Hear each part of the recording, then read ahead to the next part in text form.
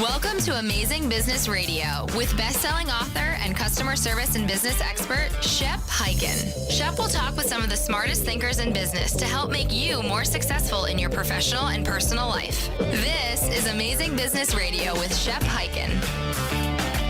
Hello, everybody. It's Shep Hyken here. We're back with another episode of Amazing Business Radio. And today we have the author, the speaker, the exceptional person, Neen James, talking about her latest book, Exceptional Experiences, 5 Luxury Levers to Elevate Every Aspect of Your Business.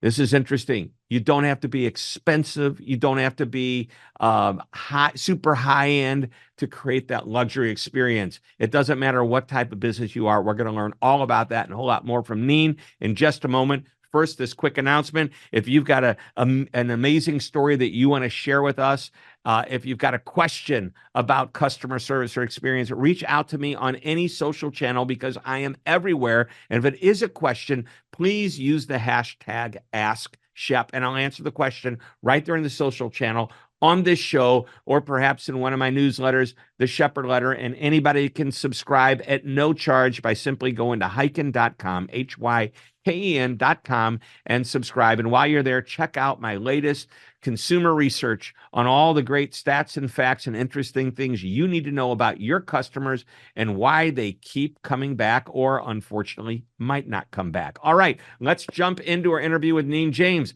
Neen, welcome to the show.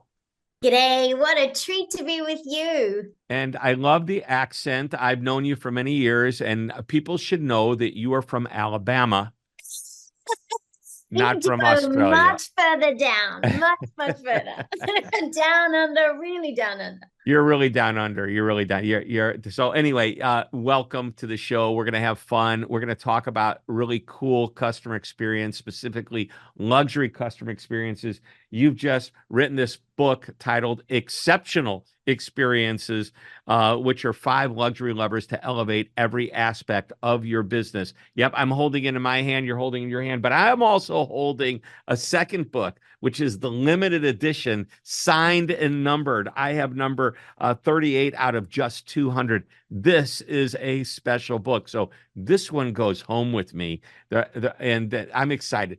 This is really cool because most people, when they think about a luxury experience, they think about really expensive experiences.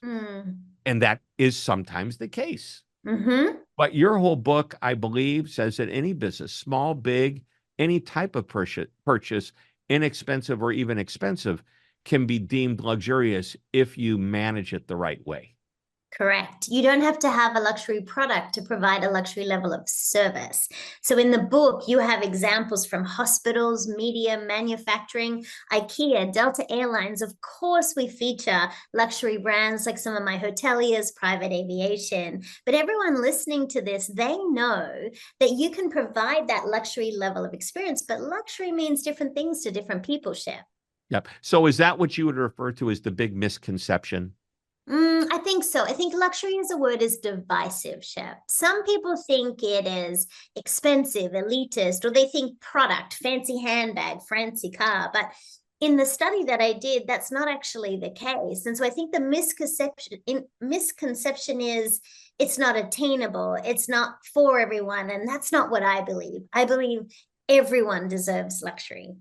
Everyone deserves it, and everyone's capable of giving it. I want to jump on a brand that you just mentioned, not necessarily known for luxury, and that's IKEA.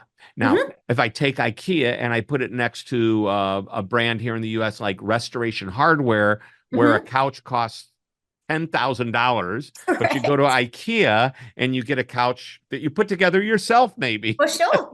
Yes. For less than $1,000 to less than 10% of the cost. But you're saying IKEA is capable of the luxury experience. And I know it's not just because of those delicious Swedish meatballs. But they have something to do with that, because if you think about it, look at the IKEA case study.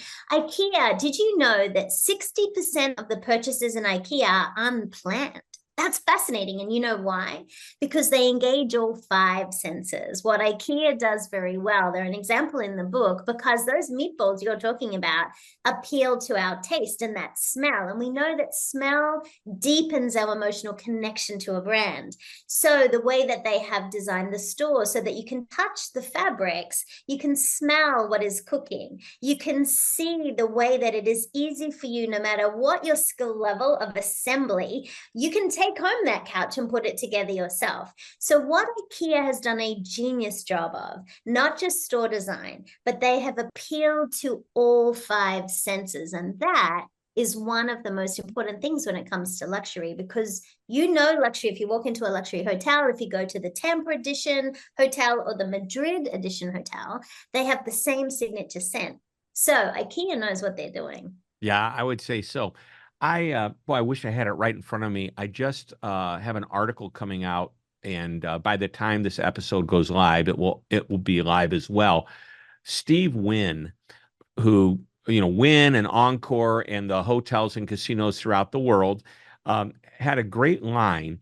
What he realized, and and I'm not going to misquote it just off a little bit, but he said, all the onyx and the marble floors and the expensive chandeliers mean nothing if the people don't do their job and make the person feel special. So, and I look at, there's a brand here in the US, Motel 6, not known for a high-end experience. However, I had to stay at one for a conference, believe it or not. This is where they put all the attendees of a conference, which you wouldn't think a Motel 6 would be a place that all of the attendees would stay. But given where it was, this was the best, the closest hotel. And here's what was interesting.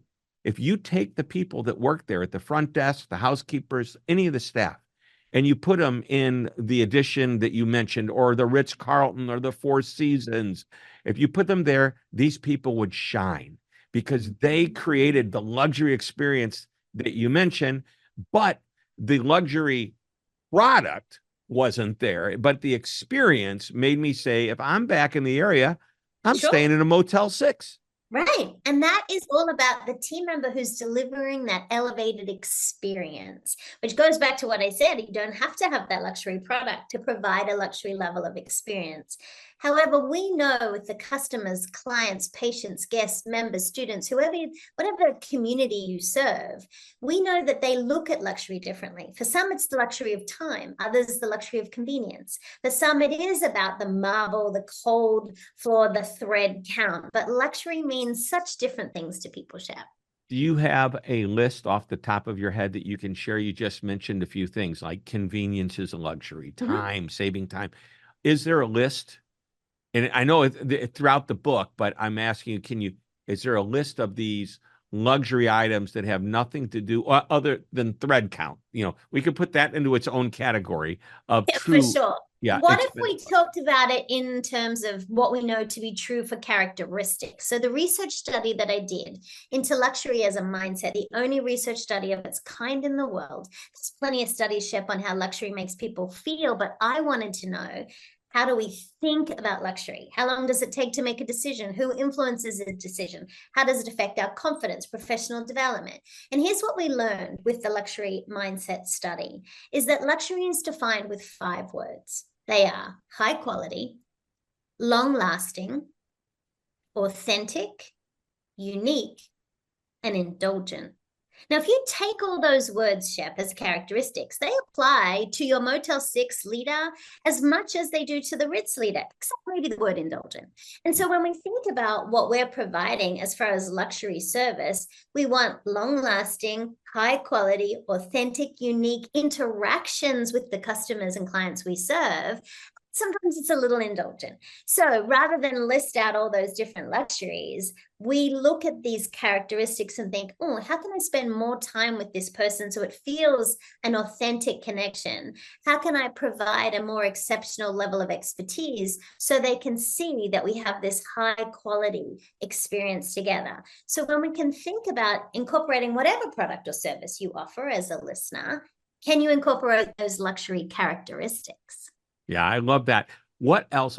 I geek out over these studies and these numbers. What else can you share with us from the study? What was really interesting is that when I went into the study, I thought there was only one luxury mindset. And Shep, I was so wrong. There's not one mindset, there's four. And what was really interesting about the study, and before we get into it, is that 60% of people said luxury made them feel more confident. So when we think about the application of that, once you know too what your luxury mindset is, it allows you to then stand and serve the world in a different way. Because when we know there's more than one luxury mindset, we need to be able to speak the luxury language of the clients we want to attract, how to serve those customers. So knowing our own, we have a self-assessment you can absolutely include in the show notes if you would like to. It's a 5-minute free assessment everyone can take, and they can discover their own luxury assessment. But there's not one, there's four. And can my follow-up question, of course, is what are the four? Let's talk about the four. The first one is called the reluctant and removed. This is the person who feels guilty about luxury. About 28% of people don't think that luxury is for them. They think luxury is hard. They believe brands don't understand them. They're busy and they're overwhelmed. And if you want to speak the luxury language of this reluctant and removed mindset, you've got to share with them how your product or service will save them time and save them hassle. And that will cut through all the noise and they will hear you really clearly. So that's our reluctant and removed. Do they really believe that that is luxury? They don't call it that, I don't think. They don't necessarily call it that. Mm-hmm. You and I have a mutual friend, and he and I were disagreeing on what luxury is. And he said, now you got to tell me who the friend is. No way, not for the recording. One of the things that we were talking about was he said to me, luxury is unnecessary. And I talk about it in the book. And I was like, well, hold on a second. What do you mean? And he said, well, it's not necessary. And I said, okay, so you have premium airline status. You have all of the hotel status. So you have the accelerated lines. You like using the fast lanes in the big traffic and paying more so you can get somewhere faster. And he said, yes. And what he realized for him, his is the luxury of time. While he might be reluctant and removed, he doesn't need luxury in his life.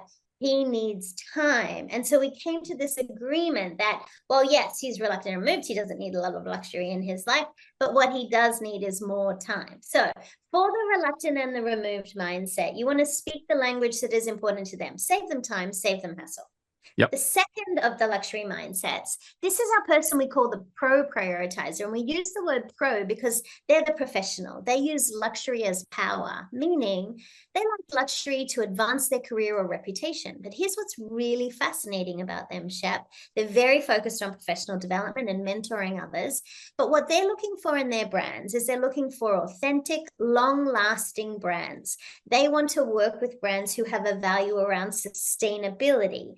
They're always paying attention to your environmental and societal impacts. So when you're speaking the luxury language of this brand, you want to share with them your origin story as a company. Tell us more about the sort of things you love to do, especially community impact. Think about sustainability in the notes on your website even. That is how you get the attention and get the value and business from the pro prioritizer. They're quite an influential in the four luxury mindsets. And I love this mindset too, because I imagine so many people listening to your show possibly fall in this mindset. Then we have the third. The third is the one we call the confident and content. Now, the confident and the content is an interesting one because they say, I don't need luxury. I'm good. I can enjoy luxury. I don't need it. But you know how they use luxury, Shep? They use it to create memories with people they care about. If you want to speak the luxury language of a confident and content, share with them how your product or service is going to create memories with people that they love. How is it going to really elevate the life that they have with people who are important to them? That's my confident and content. Many of my luxury travel advisors fall into this category when I survey around the world because they're creating experiences and memories that are going to last a lifetime. So that's just something to bear in mind. Yep. And then we have the fourth. Number four. Did you have a question? Okay, number four. No, I'm excited. We've got it. We're nailing it. Luxury lover. This is luxury lover who says luxury every day because you know what? I am worth it. Now, a luxury lover believes everyone deserves luxury every day. And you know how you speak their luxury language? They want behind the scenes exclusive access. You need to talk about how your product or service, those beautiful details that they only have an opportunity to participate in. It could be meeting the founder. It could be meeting the engineer who designed the product. It could be opening the retail store before hours. This is the person who values that. Now, here's what's really interesting about the luxury lover. They have big mouths. They are the people who you want because they will advocate for your business. These are the people who will post about you on social media. They will tell all their friends. They'll even get people together just to support you and your brand. And across the 4 luxury mindsets, Shep, these are the people you want to target because they are the most influential over the 4 mindsets. They can get a reluctant and removed to make a purchase. They can easily convince the confident and content that they could do something together. And the pro prioritizer and the luxury mindset work really well in the way that they value this authenticity in the behind the scenes. So wow. I would suggest to our listeners, once you know your own mindset, go after those luxury lovers and even the pro prioritizers because they'll tell others about you. Wow, you just delivered a keynote speech in the last 4.5 minutes. I am so impressed, Neen. Thank you. Let's take a quick break. When we come back, we're going to talk more about the book, Exceptional Experiences, 5 Luxury Levers to Elevate Every Aspect of Your Business. And we're going to specifically talk about those 5 luxury levers. Don't go away. We're coming right back. Shep Hyken here with an offer that won't cost you a cent. You may have heard me talk about my annual customer service and experience research. We've surveyed thousands of customers matching the U.S. Census for age, gender, ethnicity, and geography, and we find out what customers love, hate, and want in a customer experience. What's the number one customer experience that almost every customer desires? What makes them come back? What makes them leave? Why won't they fill out surveys? What do they think of AI? Well, these questions and more are answered in the research. You can download the full report by going to hyken.com and clicking on the research tab at the top. Like I said, it won't cost you a cent, but it may make you or save you thousands and thousands of dollars when you understand your customers' expectations. Again, the website is www.hyken.com. You're listening to Amazing Business Radio with best-selling author and customer service and business expert, Shep Hyken. We're back on Amazing Business Radio talking with Neen James about her amazing book, Exceptional Experiences. Luxury is a great word. Luxury feels like it should be expensive, but Neen, the way you explained it, it doesn't have to be expensive. It can be, and I think it's associated with that, but as you mentioned right at the top of our show, that it's all really about the moment and the experience. And, you know, we compared my experience at the Motel 6 to the highest level hotels. And at the end of the day, it was about the experience, not about the thread count on the sheets. All right. So you have this concept about these luxury levers, and there's 5 of them. And I know we don't have time to really go deep into them, but let's whet the listener's appetite for this, or whet their palate to want more of the champagne. You know, some people say drink the Kool-Aid. With Neen, it's drink the champagne. You better believe it. And in the book, we talk about champagne moments, about elevating the ordinary and making it extraordinary. And we can all have champagne moments every day, Shep. In the experience elevation model, what I realized, and you know my body of work has been in attention. I've always believed attention's about connection. And what I believe luxury is about is the human connection. It's the evolution of my body of work. What the experience elevation model does is helps you capture the attention of existing and new clients. And that is how we want to start to be top of mind share. And the experience elevation model gives you 5 luxury levers to be able to then become top of market to drive revenue and have market share. So think capturing attention for mind share and then being able to create advocates for market share. At a very brief level, the way that it goes is you don't have to do these in any particular order. However, what I've realized in the consulting I do with my clients or the keynote speaking that I do is that really it starts with entice. How do you capture the attention of those clients through storytelling and creative collaborations? And then we move to invite. How do you then allow those people to feel like they have this sense of belonging in your business and your community? And we do that by speaking their luxury language and being able to roll out those red carpet experiences. It's there that we get this opportunity to excite them. system. Remember, we were talking about these 5 senses and being share worthy. That's some of the systems of elevation we talk about at this lever.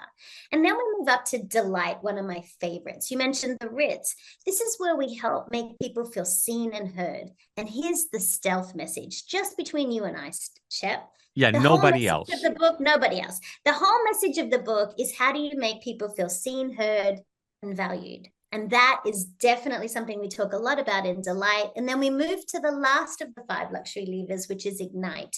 This is where you're creating advocates. This is where you're hosting exclusive events. You're educating your advocates on how to refer you.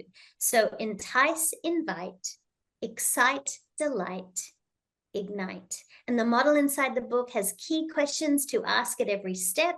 And it also has key, what we call systems of elevation, systems that you can use no matter what kind of business you have. And there are so many examples in the book. Well, we have a little bit of time. I want to get a couple of these examples to really give clarity to the type of thing you're talking about. Great. What's your favorite? Oh, that's a tough one. I would say I'll let you choose 2.